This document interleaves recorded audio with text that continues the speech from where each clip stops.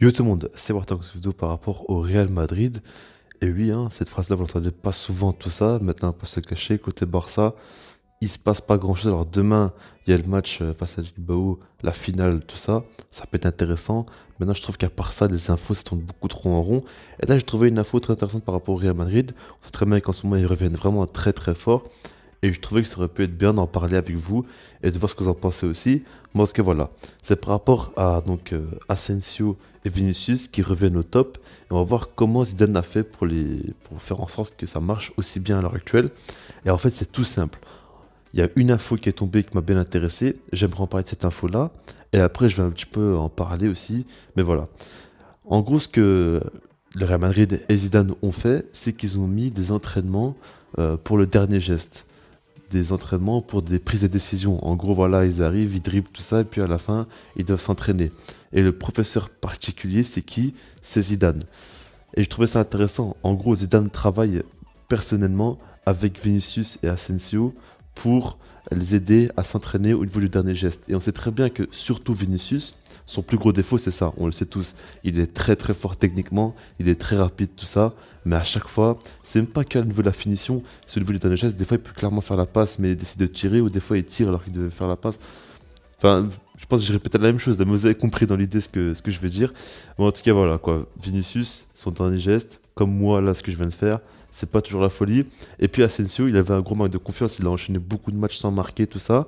Et donc voilà, il a fait ça et ça allait mieux. Maintenant, ça prouve en fait surtout qu'il leur fait confiance, qu'il est patient avec eux, et il montre qu'il reste quand même, quoi qu'il arrive, derrière eux, qu'il les soutient, tout ça. Mais après, pour moi, c'est vraiment surtout une histoire de confiance parce que c'est bien de s'entraîner tout ça. Et un joueur peut être extrêmement fort à l'entraînement, mais une fois arrivé en match, il peut être catastrophique. Et en fait, Zidane, pour moi, ce qu'il arrive vraiment à faire et à apporter aux joueurs, c'est vraiment de la confiance. Il montre que même si qu'ils sont pas tellement au top, qu'ils n'arrivent pas trop à marquer tout ça, il continue à les faire jouer match après match. Il compte sur eux. Son plan, il ne bouge pas. Il a un plan A et il va rester sur son plan A. Et au final, ça fait que les joueurs montent en confiance. Et à partir du moment où, par exemple, Vinicius a marqué face à Liverpool, là, c'est bon, il s'est complètement relâché et ça allait beaucoup mieux. On voyait que limite tous ses contrôles les réussissaient. À chaque fois qu'il avait la balle, c'était dangereux, tout ça. Et il pouvait marquer. Il a mis un doublé quand même face à Liverpool. Et puis face au Barça, il n'est pas marqué, mais dans le jeu, on l'a vu, il était tellement important. Sur les contre-attaques, il visait terriblement mal. À chaque fois, c'était très compliqué de le stopper, tout ça. Il est en grande confiance et il va beaucoup mieux. Après, Asensio, lui aussi, il a marqué face à Liverpool. Et à part ça, maintenant, certes, il n'a pas joué le Classico, mais c'était pour une histoire tactique surtout. Mais mis à part ça, il est bien de retour. Il arrive à être beaucoup mieux. Et on sent que ces joueurs-là vont beaucoup mieux. Asensio, lui, c'est encore différent par rapport à Vinicius. Vinicius, c'était vraiment pour moi un de confiance. Et pour moi, il n'était pas du tout prêt à jouer titulaire autant de fois au Real Madrid. C'était vraiment ça pour moi. Et après, s'il retrouvait un peu la confiance, tout ça, il arrivait surtout à la gagner, ça pouvait aller mieux pour lui. Maintenant, Asensio, il avait quand même une grave blessure. Il revenait à peine. Déjà, physiquement, il avait du mal à donner autant qu'il donnait avant. Et après, voilà, il y avait aussi la confiance devant les cages. Et maintenant, elle est de retour. Donc ça lui fait du bien. Faut pas oublier que Asensio, je me rappelle d'une période où il lâchait que des grosses frappes en lucarne face au Barça dans tous les classicos. À chaque fois, il arrivait à marquer. Il était monstrueux. Dès qu'il déclenchait une frappe pied gauche, c'était limite téléguidé. Et qu'à ce moment-là, Florentino Pérez disait pardon, que selon lui, il avait un plus gros potentiel qu'Mbappé et c'était lui le véritable crack du foot, tout ça. Ne l'oubliez pas non plus, il était vraiment exceptionnel à ce moment-là. Avec des champions, il rentrait à chaque fois, il marquait aussi. C'était monstrueux. Mais voilà, là maintenant, il est encore loin d'avoir retrouvé son niveau de ce qu'il avait.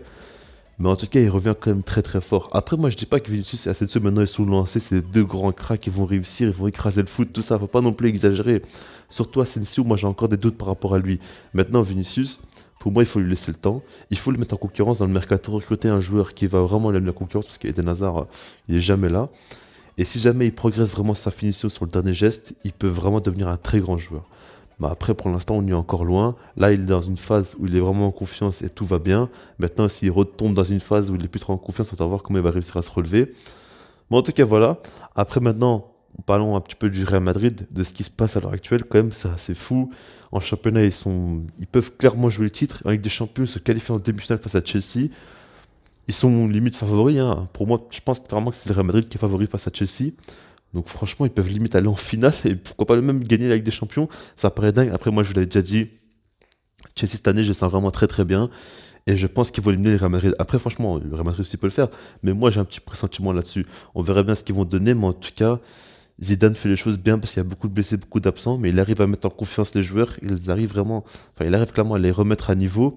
Et il arrive très souvent à le faire dans cette période-là de l'année. Donc, franchement, chapeau à lui. Et on verra bien ce que ça va donner. On verra bien si Asensio ou Vinicius ils vont continuer sur leur lancée. Mais en tout cas, voilà, dites-moi comment ce que vous en pensez. Puis sinon, moi, je vous dis peace.